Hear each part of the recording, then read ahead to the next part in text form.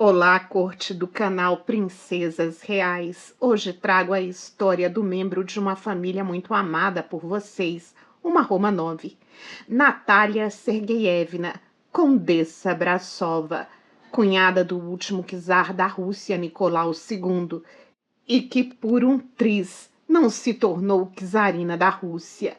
Ela nasceu plebeia e entrou para a família imperial, contra a vontade de todos.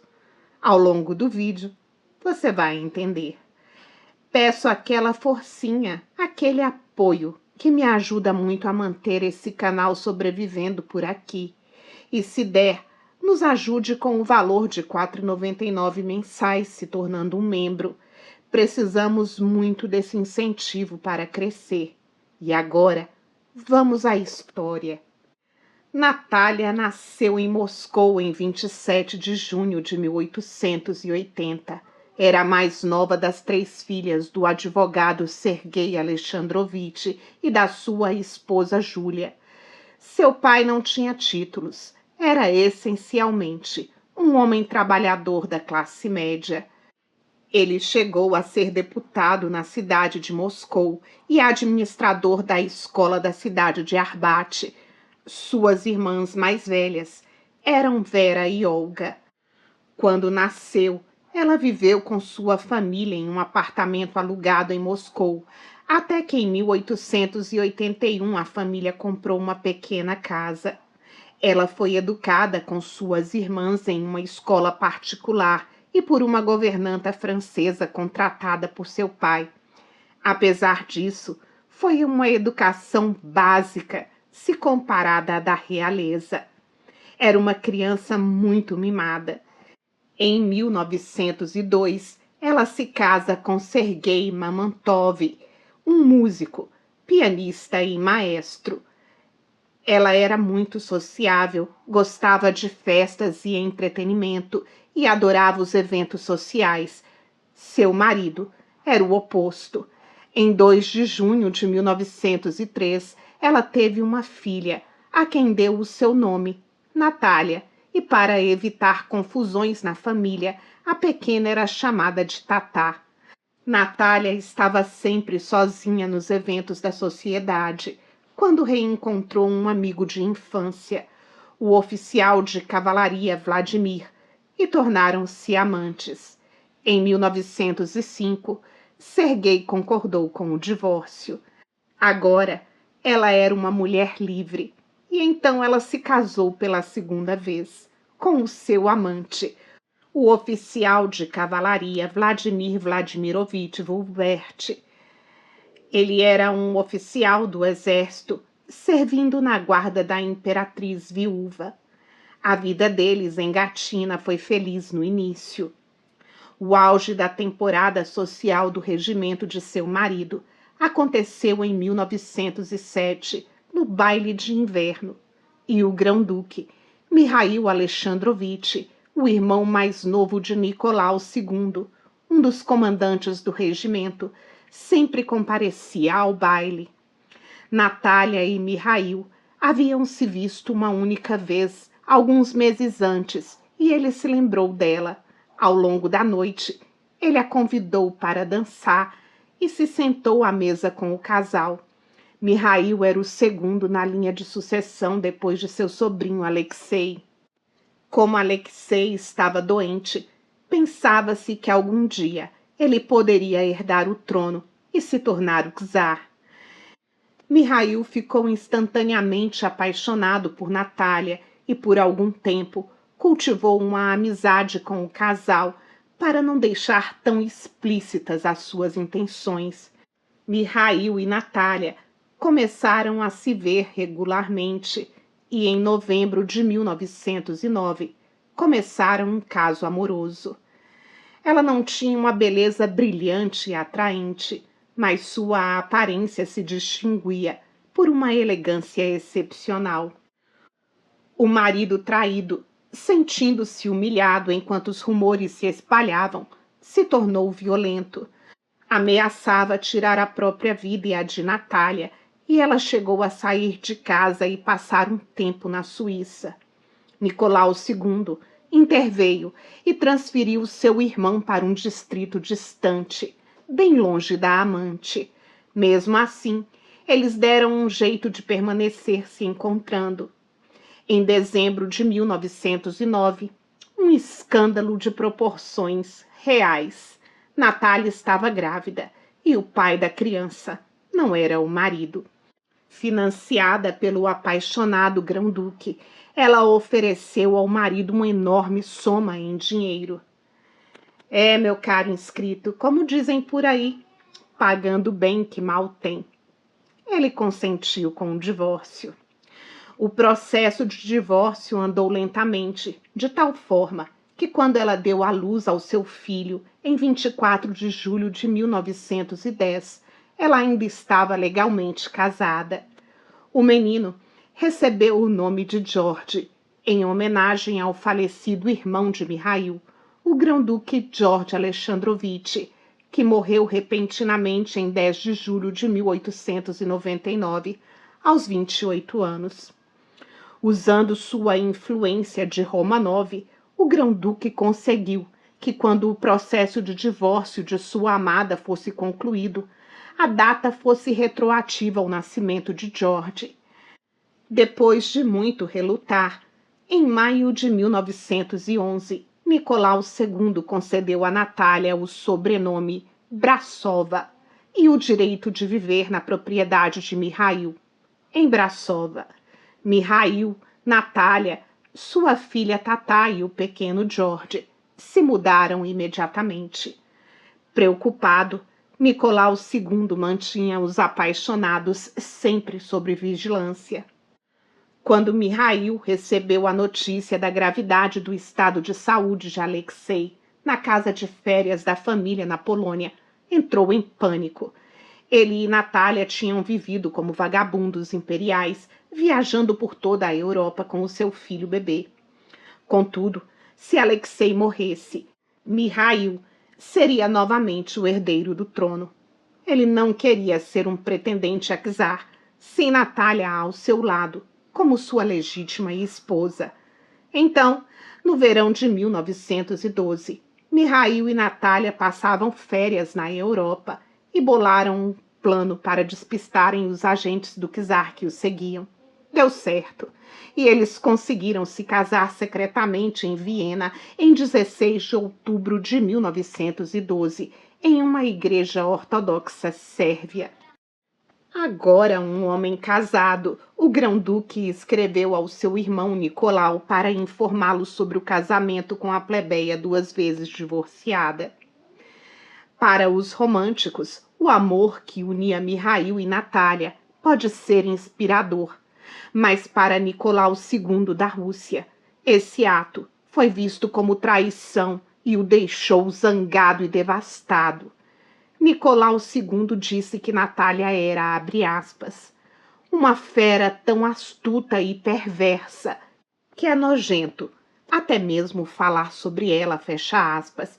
Mihail chocou a corte e a família. As normas eram claras. Ele não poderia desposar uma moça que não fosse membro de uma família real, muito menos, sendo ela divorciada, o que era um escândalo para a época.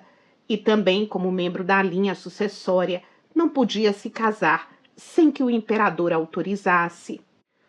O castigo veio. Mihail foi removido da linha de sucessão, suas propriedades foram desapropriadas, seus bens apreendidos pelo czar, e ele perdeu seu posto militar e foi exilado da Rússia. Apesar de ser a esposa de um grão-duque, Natália não teve o direito de ser conhecida como grã-duquesa e usou o estilo de madame ou de condessa Brassova. Até setembro de 1913, eles moraram em hotéis de países da Europa e ele fazia todos os gostos de Natália. Em setembro, decidiram se fixar na Inglaterra. A família dele permanecia hostil à união. Ela nunca usufruiu do status devido à esposa de um grão-duque Romanov. Ao invés disso, amargou o desprezo da família e da sociedade. Era frequentemente excluída de convites para eventos sociais e não podia frequentar locais reservados à realeza, como camarotes, juntamente com o seu marido. A família real britânica tinha desdém por ver seus membros casarem com pessoas divorciadas, mas os princípios dos Romanoves eram ainda mais complexos. Com o primeiro grande conflito mundial, Mihail solicitou a permissão de Nicolau II para voltar para casa e para o exército, acompanhado de sua esposa. Nicolau concordou e a família voltou. Mesmo assim, estavam em posições sociais inferiores e ele não foi reintegrado ao seu posto militar anterior. Natália não tinha permissão para morar em nenhum dos palácios imperiais. Tentando melhorar a sua imagem e ganhar simpatia e respeito, ela fundou 2 hospitais para soldados, um em Gatina e outro em São Petersburgo, em algumas das propriedades que Mihail havia conseguido reaver. Em 1915, com poucos meses de diferença, ela perdeu suas 2 irmãs, o que lhe causou muita tristeza. Em março de 1915, Nicolau II concordou em legitimar George, o filho de Mihail e Natália, e concedeu ao menino o título de Conde Brasov, embora ele permanecesse não sendo admitido na linha de sucessão. O círculo social de Natália se expandiu à medida que mais pessoas começaram a aceitá-la. Com os russos em situação muito delicada no conflito mundial, Mihail decidiu se posicionar no fronte de batalha. Natália se opôs, mas não foi capaz de persuadir o marido. Ele escreveu para ela, abre aspas, "O tempo atual é tão difícil para a Rússia que minha consciência não poderia me permitir não me juntar ao serviço da linha de frente. E estou convencido de que, tendo feito isso, também trouxe a você algo de bom em termos de opinião pública, que, infelizmente, não podemos ignorar totalmente." Fecha aspas. As coisas não estavam fáceis para os Romanoves. Natália passou a ter uma reputação ainda pior na família, quando passou a ser vista como uma liberal, que apoiava uma monarquia constitucional, totalmente oposta ao regime do seu cunhado. Achava-se que ela tramava uma forma de fazer Mihail czar, e a ela própria czarina. Depois da Revolução de Fevereiro de 1917, em uma tentativa de salvar a família e o império, Nicolau abdicou em favor de Mihail. Em um documento assinado por ele, Mihail não aceitava e nem rejeitava a coroa. Dizia apenas que não desejava ser czar se essa não fosse a vontade do povo. A dinastia Romanov, que começara em 1613 com o czar Mihail I da Rússia, acabaria agora com Mihail Alexandrovich. Alguns historiadores consideram que, na verdade, Mihail foi o último czar da Rússia. O que não deixa qualquer dúvida é que ele foi nomeado oficialmente como sucessor por Nicolau II, e se as coisas tivessem sido diferentes, poderia mesmo ter chegado a czar, e Natália a czarina.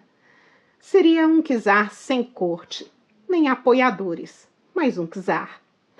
A decisão de Nicolau acabou colocando a família na mira dos revolucionários.